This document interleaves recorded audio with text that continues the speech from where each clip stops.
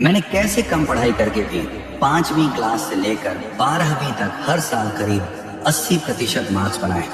मैं चीजों को कैसे याद रखता था, मेरी टेक्निक क्या थी, आज मैं इन सब के बारे में बात करने वाला हूँ। और हाँ, जो भी बातें मैं इस वीडियो में बताऊंगा वो पूरी तरह से मेरी खुद की जिंदगी से जुड़ी हुई है, कहीं से उठाए हुए टिप्स नहीं है।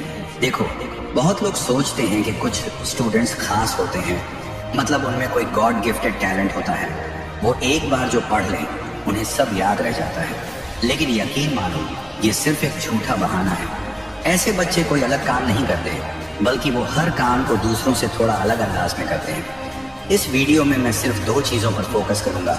ये वो 2 मेन बातें जिनकी वजह से मैं आसानी से चीजें याद रख पाता था, डू, और वो एक गलती जो ज्यादातर लोग कर बैठते हैं और जो आपको किसी भी हालत में नहीं करनी है। अगर आपने ये सब चीजें सच्चाई से, प्रैक्टिस और थोड़े से पेशेंस के साथ फॉलो कर ली, तो कोई नहीं जो आपको भी इंटेलिजेंट बनने से रोक सके। और एक बात, मैं यहाँ कोई जादुई ट्रिक नहीं बताने वाला, मैं आपको बिल्कुल सिंपल, प्रैक्टिकल और स्टेप बाय स्टेप तरीके से समझाने वाला हूँ। तो वीडियो को पूरा देखना, स्किप मत करना, क्योंकि हो सकता है आप कोई जरूरी बात मिस कर दें। अब सबसे पहले बात करते हैं उस एक गलती की जो ज्यादातर लोग करते हैं। आपने कभी किसी का मोबाइल नंबर सुना होगा, है ना? उस टाइम पर नंबर सुनते ही आप दोबारा बोल देते हो या किसी को बता देते हो और मन में सोचते हो, वाह क्या याददाश्त है मेरी। लेकिन 1-2 दिन बाद याद था वो नंबर? शायद नहीं। यही सबसे बड़ी गलती है जो ज्यादातर स्टूडेंट्स करते हैं, और पहले मैं भी करता था। वैसे बताऊं, ये गलती कोई छोटी मोटी नहीं, ये खुद को बेवकूफ बनाने वाली बात है।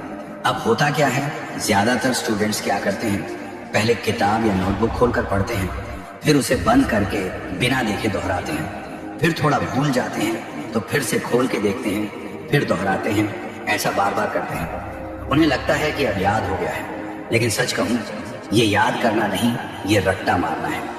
ऐसे में जो भी चीज आपने पढ़ी होती है वो उस टाइम आपके दिमाग में बस थोड़ी देर के लिए रहती है, यानी शॉर्ट टर्म मेमोरी में, और कुछ घंटों या कुछ दिनों बाद सब उड़न छूट। इसलिए मैं कहूँगा, ये गलती बिल्कुल मत करना। अब आते हैं असली बात पर। अब मैं आपको वो 2 तरीके बताने वाला हूँ जिन्हें मैंने खुद अपनाया और जिनसे मेरी याददाश्त सच में स्ट्रांग बनी। नंबर 1, जब हम किताब या नोट्स खोलकर कुछ पढ़ते हैं तो हमें लगता है कि हम पढ़ रहे हैं, लेकिन असल में क्या होता है, हमारी आंखें उस टेक्स्ट को देखती हैं लेकिन दिमाग नहीं। मतलब वो शब्द, वो लाइनें हमारे दिमाग में पूरी तरह जाती ही नहीं। इंफॉर्मेशन अंदर जाती तो है, पर बस थोड़ी देर के लिए। कभी 2 घंटे बाद भूल जाते हो, कभी 2 दिन बाद। तो अब सवाल ये है, ऐसा क्या किया जाए कि जो भी चीज हम पढ़ें वो दिमाग में लंबे टाइम तक टिके रहे? सबसे पहले, किसी भी टॉपिक या पैराग्राफ को बिना टेंशन लिए पूरे ध्यान से पढ़ो। उस वक्त ये मत सोचो कि याद हो रहा है या नहीं।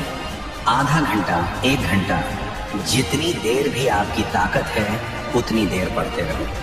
अब जो अगला स्टेप है, उसी चीज को दोबारा पढ़ते हुए जो भी पॉइंट्स आपको थोड़े टफ लगे या बहुत जरूरी लगे, उन्हें छोटे छोटे नोट्स में लिखते जाओ, शॉर्ट नोट्स बनाते जाओ। हाँ, इसमें टाइम थोड़ा ज्यादा लगेगा, लेकिन भाई यही छोटी मेहनत बाद में बहुत बड़ा फायदा देती है। कैसे?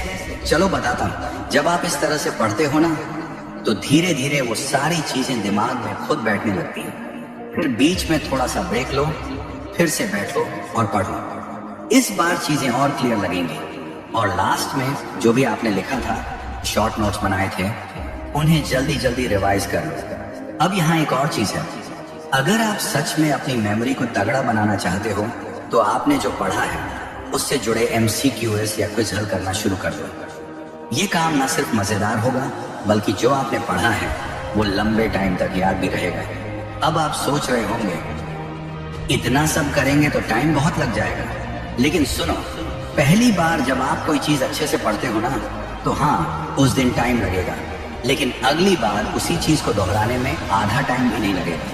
और धीरे धीरे एक टाइम ऐसा आएगा कि जिस चैप्टर में पहले 1 घंटा लग रहा था, अब वही चैप्टर 10 से 15 मिनट में कवर हो जाएगा बिना भूले। अब आते हैं दूसरे पॉइंट पर, वो है लिमिटेड स्टडी प्लस कंसिस्टेंसी। अब देखो, मान लो आपने जोश में आकर एक दिन 4 से 5 घंटे जिम में खुद को झोंक दिया, तो क्या अगले दिन फिर से उठकर जिम जाने का मन करेगा?